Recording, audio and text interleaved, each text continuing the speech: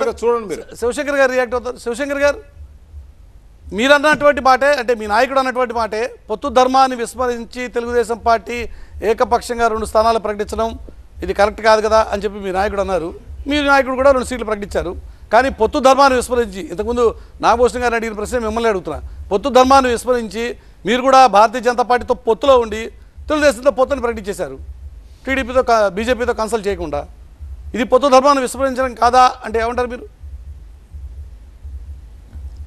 మురళీకృష్ణ గారు, మీకు పెద్దలు తులసిరెడ్డి గారికి, మిత్రులు భరత్ గారికి, నాగభూషణం గారికి, TV9 ప్రేక్షకులందరికీ కూడా నమస్కారాలు. నమస్తే. నమస్తే మురళీకృష్ణ గారు, ఇందులో ఈ పెద్దగా ఆలోచించి పెద్దగా తలలు పట్టుకొని దానిలోంచి లాగవలసినటువంటి లాజిక్లు ఇది వైసీపీ పార్టీ చేస్తుంది. ఉదయం నుంచి కూడా ఒక 4 దిక్కుల నుంచి 4 తయారైపోయారు. అంబటి రాంబాబు గారు కానీ, కొట్టు సత్యనారాయణ గారు, పేరు రకరకాల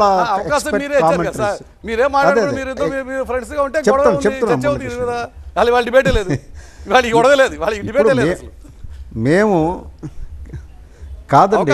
మురళీకృష్ణ గారు ప్రకటించారు,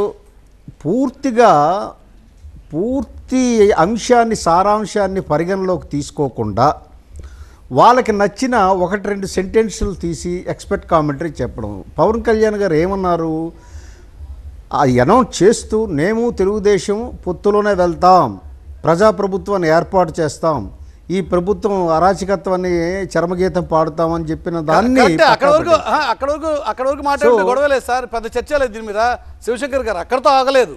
అక్కడితో ఆగకుండా పవన్ కళ్యాణ్ గారు దాని కొనసాగింపుగా ఏమన్నారంటే ఖచ్చితంగా 3వ వంతు సీట్లు తీసుకుంటాం అని చెప్పారు. అంటే పొత్తులో ఉన్నప్పుడు ఎన్ని సీట్లు ఇవ్వాలి, ఎన్ని సీట్లు తీసుకోవాలి అది చర్చించుకుని మాట్లాడుకోవాల్సిన అంశాలు. కానీ మేము మాత్రం ఖచ్చితంగా 3వ వంతు తీసుకుంటామని చెప్పడం అంటే, హరిరామజోగయ్య గారు, పెద్దలు హరిరామజోగయ్య గారు పవన్ కళ్యాణ్ గారు భేటీ అయిన తర్వాత జోగయ్య గారు ఒక మాట అన్నారు, సీనియర్ నాయకులు ఏమని, మీరేదో ఉంటే ఏదో నామమాత్రంగా ఉండడం కాదు, ఉంటే ఒక 2.5 years సీఎం సీట్ని ఎక్స్పెక్ట్ చేసేలా ఉండాలి, ఈక్వల్ షేరింగ్ అనేది ఇక్కడ కనిపించాలి, వినిపించాలి, అప్పుడు మాత్రమే ఈ పొత్తు వల్ల ఏదైనా ఉపయోగం ఉంటుంది అన్నారు. ఆ మాటలు ఇప్పుడు ఇంప్లిమెంట్ చేస్తున్నారు, అది ఎందుకు అనుకోకూడదు?